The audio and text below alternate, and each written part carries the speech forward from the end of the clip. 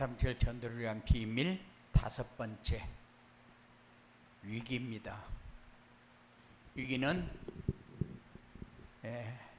위험과 기회 두 단어가 합쳐져서 위기로 그렇게 우리에게 주어졌다고 그랬어요. 그리고 위기가 기회가 되는 전도자의 삶은 뭐냐? 우리에게 전도자의 삶을 살면은 이 전도자의 삶을 살면은 어떤 위기가 와도 우리에게 기회가 된다. 전도자의 삶을 안 산다는 건 뭐예요? 말씀을 붙잡지 않고 산다, 그런 얘기죠. 그런데 이 제목을 이렇게 묵상해 보면은 237 전도가 되기 위해서 우리가 붙잡아야 될 게 전도자의 삶이다. 위기를 기회로 만들어야 된다, 보여야 된다. 이 위기가 어떤 면으로 보면은 성경의 렘넌트 7명을 보면은 전부 위기를 통해서 기회가 되었어요. 그러니까 내가 이렇게 해야 되겠다 그런 건 전혀 없습니다. 전혀 없고 내가 이렇게 해야 이게 되어진다 이런 생각도 없어요. 오직 복음을 누리니까 하나님이 다 진행하고 있는 것을 우리에게 보여준 거죠. 그러니까 요셉이 언제 총리가 되려고 했습니까? 언제 노예로 가려고 그랬습니까? 언제 감옥에 간다고를 얘기했습니까? 내가 이걸 해야 이렇게 되어진다 그런 생각도 안 하고 그런 일을 한 번도 저지른 일이 없어요. 그런데 이 사람에게는 뭐만 있었느냐? 말씀을 붙잡고 그냥 어디에 어떻게 어떤 상황에 처해도 성령의 인도받는 삶이 되어지는 이런 응답의 삶을 살았거든요. 그래서 우리도 이런 삶이 우리에게 어떻게 살아야 되어지느냐, 그렇게 할 때에 우리는 전도자의 삶을 살면은 어떤 것도 우리에게 위협이 될 수가 없다. 어떤 것도 우리를 좌절하게 만들 만한, 절망 가운데 빠지게 만들 만한 요소가 없다. 왜? 그것이 기회가 되어지니까. 그래서 바울은 40에 하나 감한 매를 5번이나 맞았잖아요. 그러면은 나 같아도 열받을 것 같아요. 왜냐? 하나님, 한 번도 아니고 이게 지금 몇 번째입니까? 내가 이렇게 당해야 되는 이유가 뭡니까? 내가 잘못해서 당하는 것 같으면 이해가 되어지는데 내가 잘못한 것도 없이 지금 이렇게 당하고 있는데 하나님 이때 날 좀 왜 안 도와주십니까? 하고 한 번 맞았을 때는 별로 몰랐을 거예요. 한 번 맞고 나서 죽을 뻔해서 피투성이가 돼가지고 두 번째 맞으러 갈 적에 그 상황이 얼마나 어려운가를 모를 리가 없거든요. 그런데 몰라. 우리 정상훈 장로는 50대 맞아도 끄떡 안 할지 몰라. 그런데 한 번 맞고 났는데 또 맞으러 간다. 상상해봐요.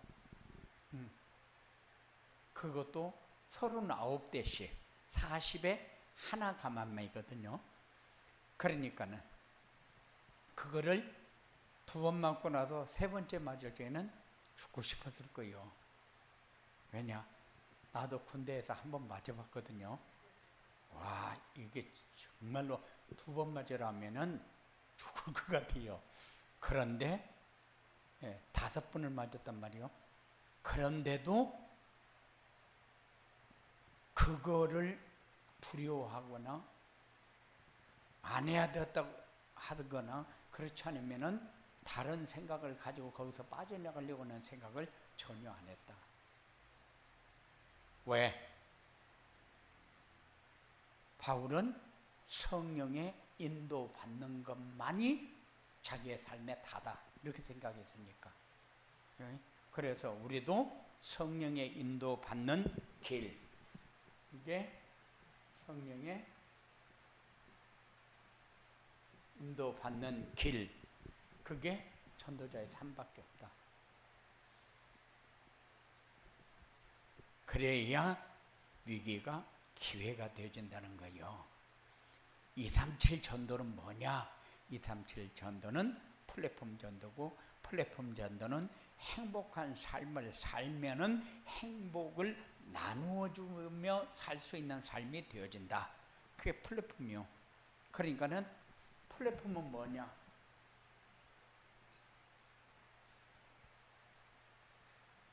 플랫폼은 복음을 누리는 삶이다.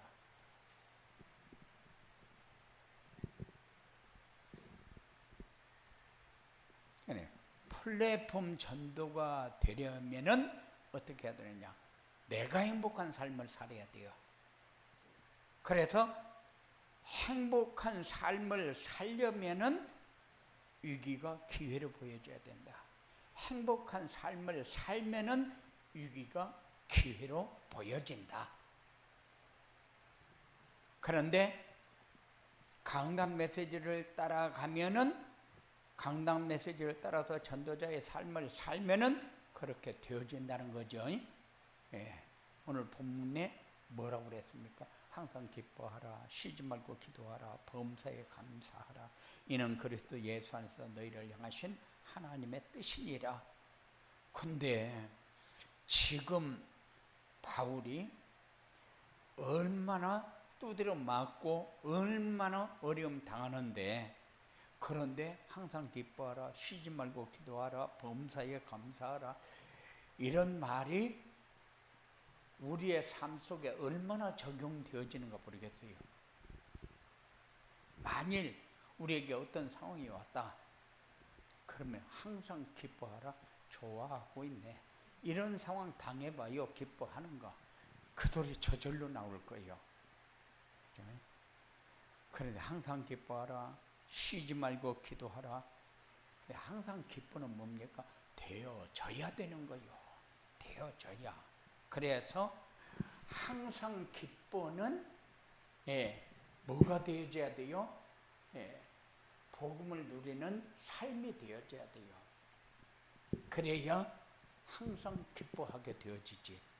내가 어떤 일을 만나서 안 기쁜 것이 아니고, 내가 복음을 누리지 못해서 그 문제가 내게 와서 크게 나를 짓눌러 버리니까 내가 눌려버리는 거죠. 문제가 커 보이는 이유는 뭡니까? 내가 복음이 안 돼서 그렇잖아요. 자녀의 문제가 커 보이고, 돈의 문제가 커 보이고, 직장의 문제가 커 보이고, 다 커 보이는 것은 내가 그만큼 복음을 못 누리고 있다는 거죠. 복음이 작다는 거죠. 이런 것을 항상 생각하면서 승리하시기 바랍니다. 예. 하나님을 사랑하는 자는 모든 것이 합력하여 선을 이루게 된다.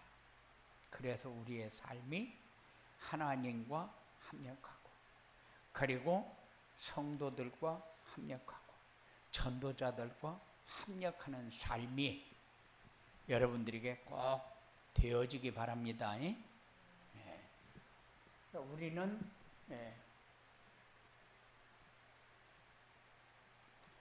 뭐 하는 사람이냐? 237 5천 종족을 가슴에 품고 사는 사람이요.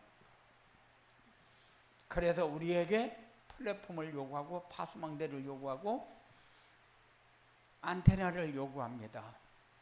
너를 통해서 다른 사람이 하나님의 소리를 듣게 하라는 거예요. 그런데 길은 뭐냐? 길은 없어요. 그럼 뭐냐? 전도자의 삶이요. 길은 우리를 통해서 하나님의 소리를 듣는다. 그러면 말로 얘기해서 듣습니까? 아니요. 눈으로도 듣고 귀로도 듣고 입으로도 듣고.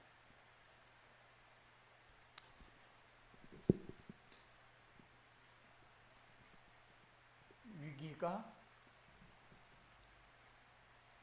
기회가 되는 전도자의 삶은 뭐냐? 위기가 기회가 되는 전도자의 삶은 하여튼 메시지를 인생 매뉴얼로 삼고 사는 사람이다. 성경 말씀, 강단 말씀, 이게 내 인생 매뉴얼이 되어야 되는데 붙잡아야 매뉴얼이 되어지죠. 그리고 하나님의 절대 주권과 절대 계획을 믿고 사는 것이다. 이게 전도자의 삶이요. 절대 주권과 절대 계획을 믿어야 따라가죠.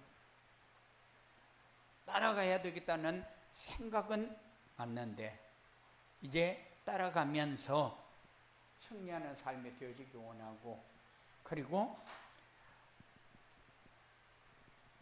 그리스도를 보내신 이유가 뭡니까? 우리의 모든 문제 끝내려고. 그러면은 끝내고 그리스도를 통해서 회복하려고. 우리는 그리스도를 통해서 회복해 놓은 것을 찾아 누리면 되는 거예요. 그런데 그것이 어디 있느냐? 매뉴얼 속에 다 있잖아요. 아니, 하나님의 형상, 매뉴얼 속에 다 있어요. 하나님의 형상이 보좌의 축복을 누릴 수 있는 길이잖아요. 하나님의 생기,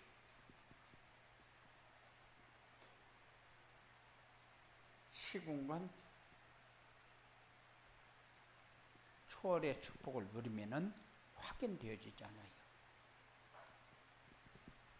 에덴의 축복, 이거는 가만히 있어도 빛이 나게 되어 있어요. 그러니까는 이것이 237 나라에 전달되어지는 것이다.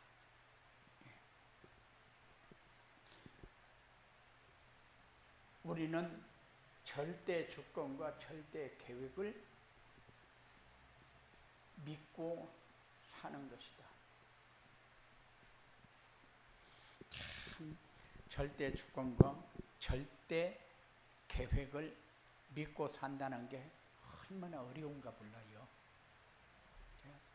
이거 하나님 손에 있는데 그것만 묵상하고 있어도 크거든요. 깊이 다 묵상하면 눈물에 뺑 돌아요. 이거 하나님이 다 보고 있는데, 하나님의 계획 속에 있는데 하나님의 절대 주권을 내가 못 믿고 있구나, 이런 게 너무 많거든요. 아니, 자녀의 어떤 일이 일어나면은 하나님이 진행하는 걸로 보여주질 않아요. 내 마음의 아픔만 커져가지. 그러니까는 뭐든지 내가 원하는 대로 되어지기를 원하지 하나님의 주권을 인정하지를 않아요. 내가 원하는 대로 안 되어져봐요. 끝까지 밀어붙이지. 그게 우리의 착각이잖아요. 하나님은 무엇 때문에 계획하고 진행합니까? 하나님의 뜻이 이루어지도록 하려고. 하나님이 우리에게 목표를 얘기해 줬잖아요. 다 얘기해 줬어요. 2, 3, 7, 5천. 목적, 세계복음화 다 얘기해 줬어요. 그래놓고 하나님이 진행합니다. 하나님이 진행하는데 우리는 뭡니까? 우리는 너무 먼 데서 그냥 딴 생각하고 딴 일하고 그렇게 우리는 살잖아요. 그래서 이런 거를 우리가 정리를 좀 해야 된다.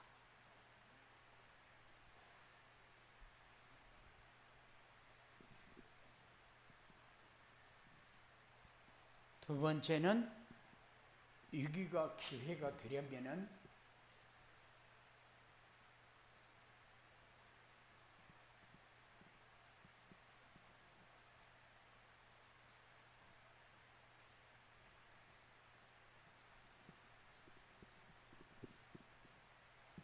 어떻게 해야 되느냐? 메시지가 매뉴얼이 되려면은 모든 문제의 근원을 성경에서 찾아라.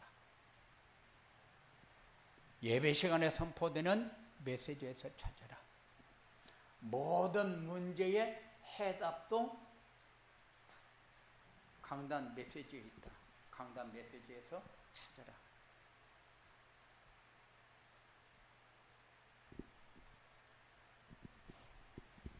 이거 끝났어요.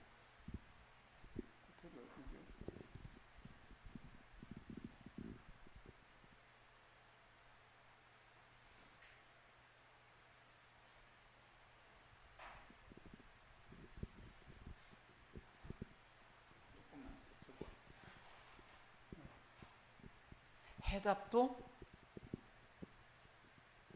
성경의 강단 메시지에서 다 얘기합니다. 언제 문제 얘기 안 한 적이 있고 문제 해답 얘기 안 한 적이 있습니까? 아니요. 문제도 얘기했고 해답도 다 얘기했어요. 그런데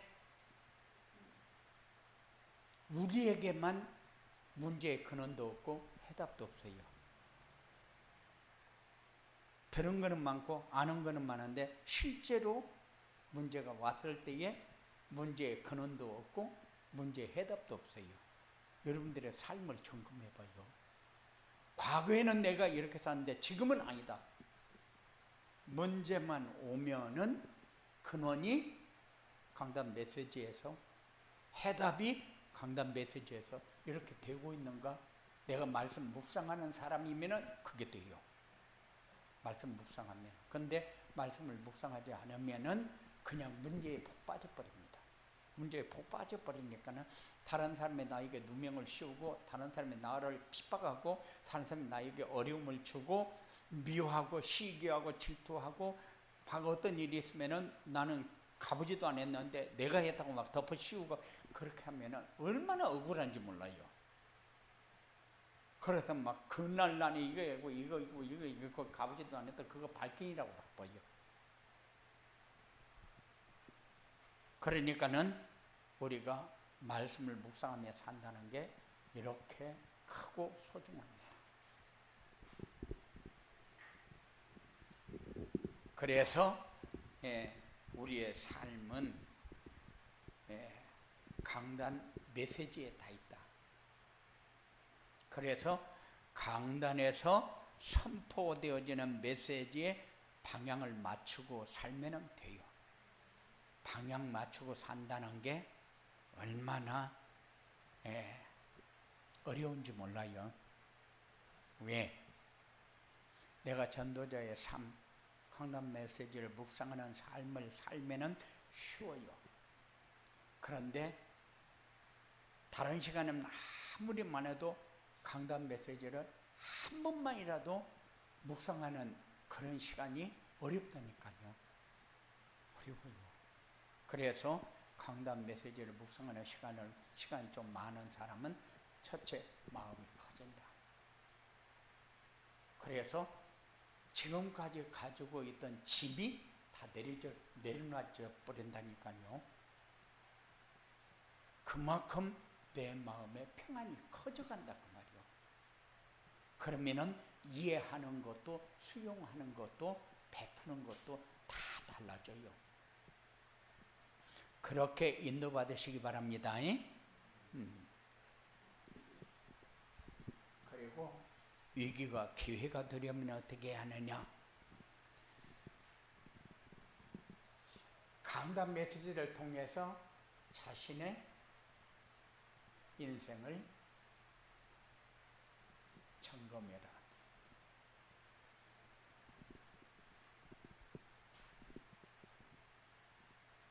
그리고 자신의 신앙생활을 점검해라. 그리고 예배 시간에 받은 하나님의 말씀을 따라 살면서 위기를 기회로 바꾸라.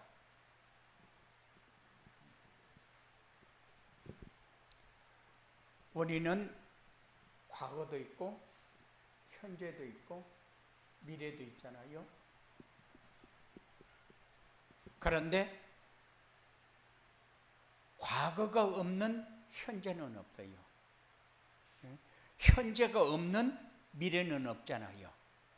그래서 내가 지금 올바로 살고 있는지 점검하는 길이 뭡니까? 너 지금 올바로 살고 있냐? 잘 살고 있냐? 물어보면은 잘 산다고 그래요. 근데 잘 사는 게 뭐요? 말씀을 묵상하면서 그 말씀 붙잡고 성취되는 응답을 받으면서 사는 것이 잘 사는 거잖아요. 올바로 사는 거란 말입니다.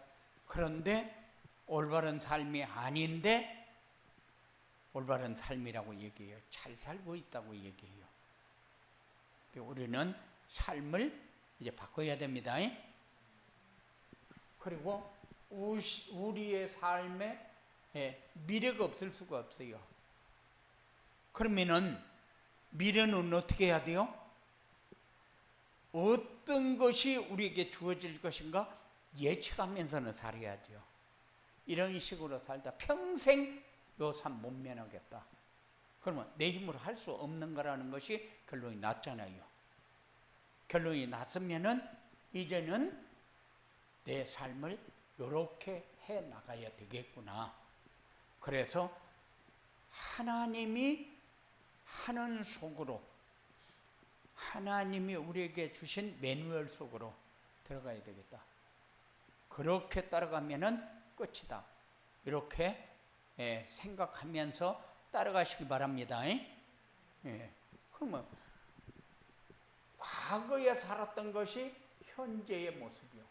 현재의 모습이 미래에 있을 일이요. 예측하는 거예요. 그러면은 과거에 이런 삶을 살았다. 그러면은 현재에는 뭘 느껴야 돼요? 옛날엔 내 이렇게 살았는데 얼마나 피곤하고 힘들게 살았는지 몰라요. 왜냐? 다 율법적으로 정확해야 되거든. 이게 맞지 않으면은 그거 틀렸잖아. 이렇게 얘기하면서 살아야 되거든요. 과거의 삶은 잘 살은 삶이 그래요. 그럼 못 사는 사람은 뭐예요? 목사님 지 마음대로 돌아다니면서 지 하고 싶은 대로 하고 돌아다니면서 그렇게 사는 것이 잘못 사는 사람이고, 잘 사는 사람은 올바로 살아보자, 깨끗하게 살아보자, 잘 살아보자. 한 사람이 올바로 사는 사람이라고 그렇게 생각한단 말입니다. 그런데 그렇게 사는 것이 우리에게 행복이었습니까? 발버둥 치는 삶을 사는 것이지. 그런데 그 삶이 지속이 되어진다. 그러면 가정은 완전히 흑암에서 이렇게 눌려버려요. 율법에 눌리는 것 같은데 아니요. 율법에 눌리는 것이 아니라 흑암에 눌려버려요.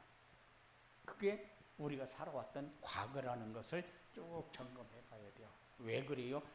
근원이 뭔가 답이 나와야 되는 거죠. 그러면은 해답이 이제는 그게 아니고 복음을 누리는 삶을 살면은 첫째 마음이 넓어지고 평안이 넓어지고 이해가 넓어지고 그게 상대방에게 내가 대하는 것이 달라져요. 그래서 사람들이 뭐라 그래요? 저 사람 변했다 이러거든요. 그래야 미래를 예측할 수 있어요. 내가 이런 식으로 말씀이 성취되는 응답만 쭉 받아간다면은 내 삶은 첫째 하나님의 형상이 회복되어서 보좌의 축복을 누리고 생기가 회복되어져서 시공간 초월의 축복을 누리고 그리고 에덴의 축복을 회복해서 237 나라에 빛을 비출 수가 있는 삶이 되어지는 거죠. 이렇게 되어지겠구나 예측하는 거죠. 그렇게 사는 여러분들이 되어지기 바랍니다. 예. 그리고 신앙생활을 점검한다는 것은 하나님의 절대 주권을 믿고 사는지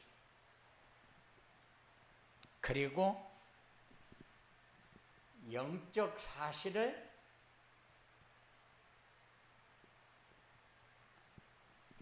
믿고 사는지 그리고 내 방향을 어디에 맞추고 사는지 점검하는 거다. 그래서 절대 주권이라는 단어가 우리에게 너무 멀리 있어요. 단어는 우리에게 와 있어요. 머리까지는 왔어요.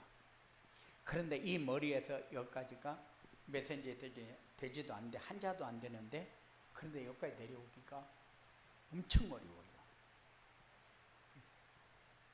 어떤 일을 만나면은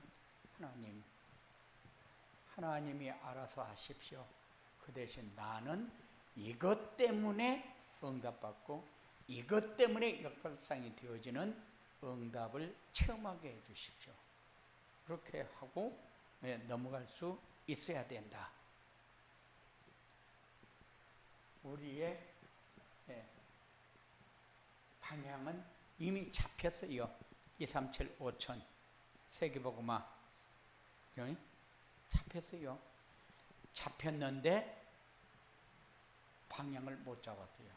왜냐? 잡혔는데 못 잡았다. 그 말은 전도자의 삶을 이제 생활을 해라. 말씀 묵상하는 시간을 조금 더 이제 모델적인 삶이 이제 나와야 돼요.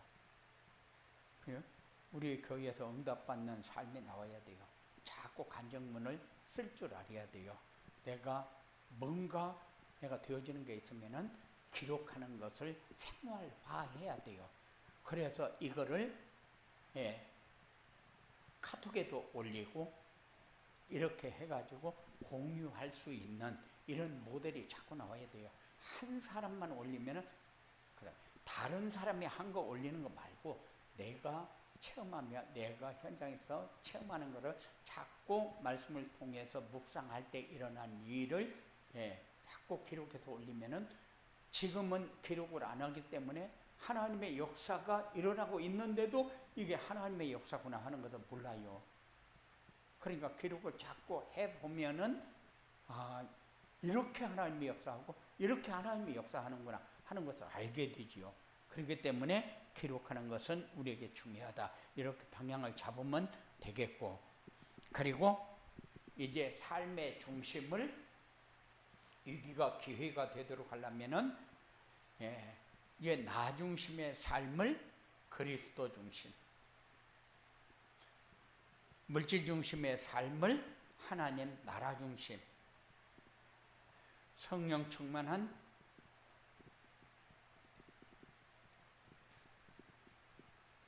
증인의 삶이 되어지도록 그렇게 우리 생각이 바뀌어야 돼요. 이제 그래서 자꾸 바꿔라 그러는데 바꾸는 길이 뭐요? 바꾸는 길이 전도자의 삶이요. 전도자의 삶이 뭡니까? 말씀을 따라 사는 삶이요. 말씀만이 내 인생의 매뉴얼이 되어야 된다. 그러면은 부담도 없고, 그러면은 마음이 더 풍성해지고 커져가죠. 내 마음이 이렇게 커지지 못하면은 내가 생각할 때에 내 마음이 큰 것이 아니라 내 마음이 좁쌀 아줌마구나, 그렇게 생각을 해요. 아, 내가 또 좁쌀 아줌마구나. 자녀들에게 내가 이렇게 하고 있네. 직장에서 내가 이렇게 하고 있네. 그러면 아, 이건 내가 좁쌀 아줌마구나. 아직도 삶을 좀 넓으니까 쫙쫙 가는 것이 아니라 재봉틀질하고 있는 거야. 다다다다다다다 부지런히 가기는 하는데 발전이 없어. 마음이 좁은 사람. 그래서 마음이 좁은 사람을 뭐라고 그래요? 좁쌀 아줌마라고도 하지만은 재봉틀질하고 있네. 응. 이해가 안 되진다 그 말이죠. 맨날 제자리에서 이렇게 탈피를 못하는 거. 그래서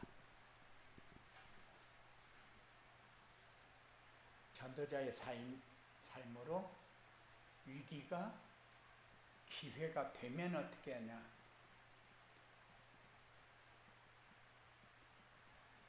위기가 기회가 되면은 항상 기뻐하게 된다. 항상 기뻐하게 된다. 그 말은 뭔 말이요? 내 누림이 그만큼 커져가고 있구나. 내 마음이 그만큼 넓어져 가고 있구나. 사람들을 이해하는 폭이 이렇게 달라지고 있구나. 그러거든요. 그리고 쉬지 않고 기도가 되어진다. 우리는 파수꾼이요. 지키는 사람이요. 지키는 사람인데 힘이 있어야 될 거 아니요. 말씀이 내게 능력이 되어지도록 하는 게 기도잖아요. 그러면은 어떤 상황이 와도 내가 이거는 문제가 아닌데 그런 마음을 우리가 가지고 있어야 되는데 그게 안 되는 이유는 뭐냐면 기도가 안 되어지는 거예요. 쉬지 말고 기도하라. 쉬지 말고 기도가 되어진다. 복음을 누리게 되면은 모든 삶이 생각하는 것까지 다 기도가 되는 거죠. 이게 쉬지 말고 기도하는 거예요. 기도가 막 옛날에는 교회 와서 엎드려서 하고 막 산에 가서 하고 기도원 가서 하고 그렇게만 기도인 줄 알았어요. 그렇게 안 하면은 늘 우리가 기도를 안 해서 요새는 기도가 안 된다. 기도할 시간이 없다. 기도를 못해서 늘 그랬거든요. 그런데 이해가 기도에 대해서 너무 몰랐던 거죠. 지금도 우리가 기도를 모르면은 그래요.